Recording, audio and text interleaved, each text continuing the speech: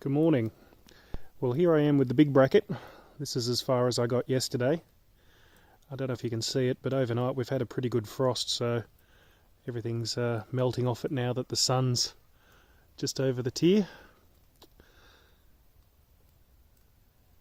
So the plan this morning is to get the backhoe up this end and just see if I can pick her up and set her on top of that the cast there.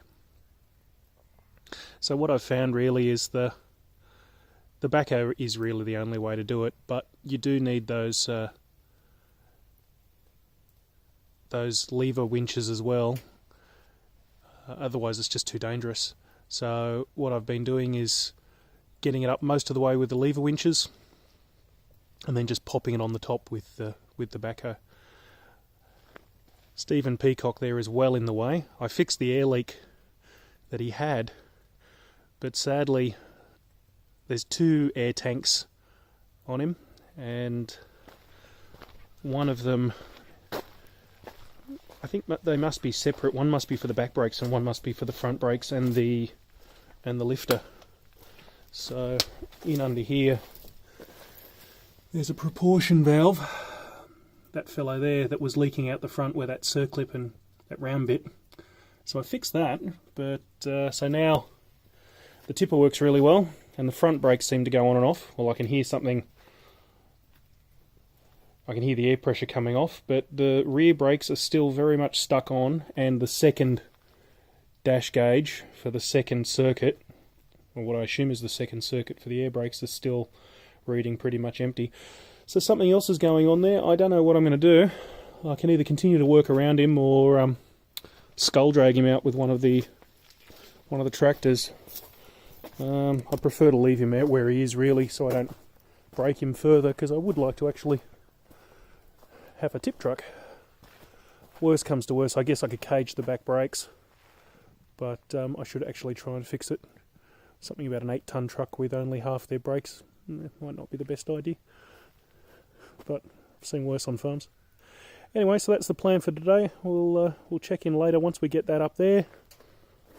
Then I can run a string off the other one and get my sizes for the inner and outer cleats, and then I can get on with making those.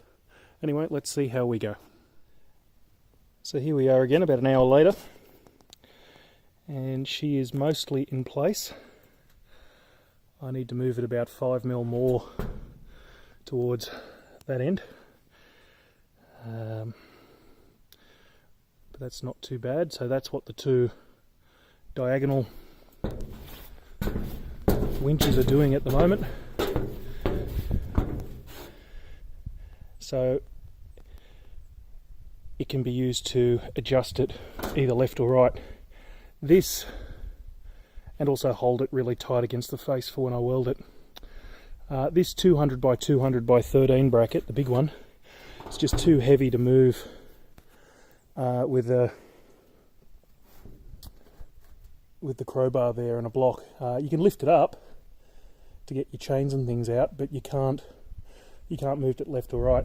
Like the little 150 one over there, little, you know, it only weighs 1/4 of a ton, where this one weighs about 600 kilos.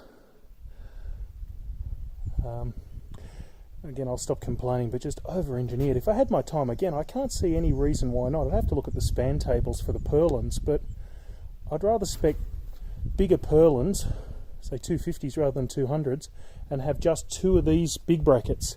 So one right there, and then one big one over there with an upright on either one, because the maximum span there might be 7 metres, less than 8 anyway, and either 250 or 300mm purlins should do that, I think, and then to just sit up a little bit higher over this end. So if anyone else tries this, I would consult the span tables and your engineer and see if you can do that instead, because it'd have to work out cheaper.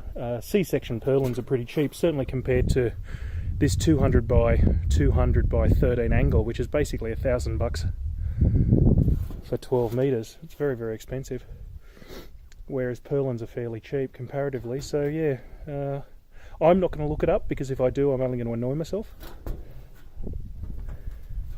So I'll leave that as an exercise for the reader. But yeah, so anyway, so I've got about 5mm. This one compared to this one, I think over there on the brown container, she's 45 from the end, so I'll line that one up to be 45.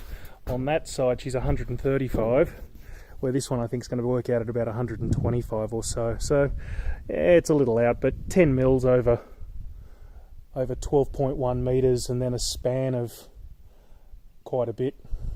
You know, again, 7 or 8 meters. 10 mil. That's not too bad. Worst comes to worst, I could put a couple of washers in there if I need to square it up a little bit. So there you have it. So a slight little bit more adjusting, which I'll do while not using the camera because it's dangerous. I suppose the other thing to mention, so what I've done, well, I'll just talk about the whole process. So using the second cleat, not the end cleat, use the second cleat, I winched it up off the ground as high as I could get it on both sides. Then I used the backhoe loader to just lift it, just so the cleat was up and over the corner of the container, so the corner of the cleat. Otherwise, it'll stick in the container. As you try and winch it up, the whole thing will just move up like that, and you're not going to get anywhere. So basically, get it roughly up onto top of the container. Use the backhoe to lift up either end, and then once it's basically up, I attach 2 safety chains, or in this case, half a strap and a chain. It's a 3-ton strap, so she's fine. And on this end, it's actually just because there's a bit of a space on this end, it's just chained around the end of the cast. So put that up there so it doesn't fall off. And then I repurposed the hand winches that were used, the lever winches that were used to lift it up, to be diagonal like that, so then I can finish the job and adjust. I found that with the crowbar and a little bit of copper log there, the little fulcrum there, was enough to pick it up to be able to get the straps out. They didn't actually, I thought they might actually get jammed, but because of the spacing in the ribs of the container, they didn't, so that's not too bad. But even with this 600 kilo one, just a relatively small crowbar, that's about a 5-foot crowbar, about 1500 mil, or maybe 1800 mil, maybe 6 foot, 5 or 6 foot anyway, was enough to lever this up, enough to get chains and things out. So that was about it. Just when you're using your hand winch trap for young players, make sure the chain that's coming out doesn't get tangled up and get sucked back in again, because that can ruin your day completely. And that's about it. Apart from that, you just need to do it slowly. It'll take you a day to get this up. It's a slow process, but it definitely works, as you can see. Okay, well, that's about it for these brackets. I don't think there's anything else interesting that I can explain or show you. So, as I said, apart from there's got to be a more efficient way in terms of materials and time to do this, because anyway, if anything else, if northern Tasmania ever gets a cyclone or an awful lot of snow, this roof is going to certainly cope with it. But sadly, well, we're not going to find out, or happily we're not going to find out, because there's not that much snow here. We're only at 400 odd metres, and we certainly don't get cyclones. Okay, that's it. Thanks for watching. Hello again. A few hours later, I've finished putting that bracket up, big one, and I've welded both ends, at least enough for it to stay there. And I pretty much signed off on the last video saying there was nothing else to show you, and I forgot that there was one more thing to show, which was working out the height of the cleats that I need for this inner angle, the other big one. So what I've done is run a string line from pretty much the front of that cleat there. You can use the back, but there's not very much difference, might be a millimetre, all the way along to the back of the cleat over there as best we can. And then what I've done is a straight piece of timber. Dropped a little since I've done it, but just marking out where the face is, the front of the rope, the front of the string I should say, and the back of the string, and then do it in a section, and it works out at 400 mil. So I'll be able to work out from that we've got basically the bottom of the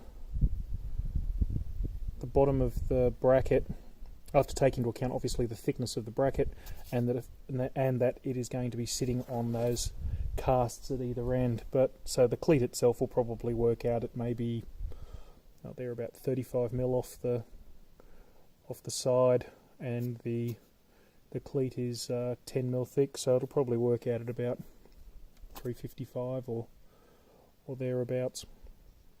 So I will confirm this with the drawing, of course, but I did just want to work it out. So I've got a piece of ground truthing to make sure that my drawing's right. So I'll independently draw it up, and we'll see what we end up with, and then obviously work it from the drawings rather than this. That's probably good only for about accurate to maybe 10 mil or so. So yeah, so that is the final part. Drawing it up's easy enough. All I had to do was basically take a laser level and have a datum point on the four corners of the container, and then measure up to the top of the casts on each corner, and then from that you can draw a ground line and work out how high everything is and what the slope of the roof is, which is 3 degrees, and then from there you can work out all those sort of things. And just depending on how big you make the pictures, the drawing I should say, rather than the picture, depending on how big you make it to how accurate you can do it. You could of course use a CAD program, but I just prefer to draw it out. I find CAD programs very fiddly.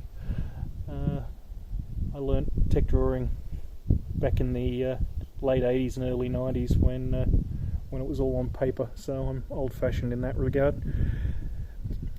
So anyway, so there you have it. So that's basically all you need to know to build these roof brackets and get them up and mounted onto some shipping containers. Hopefully that helps somebody else who's thinking about a project like this one. Okay, thanks for watching.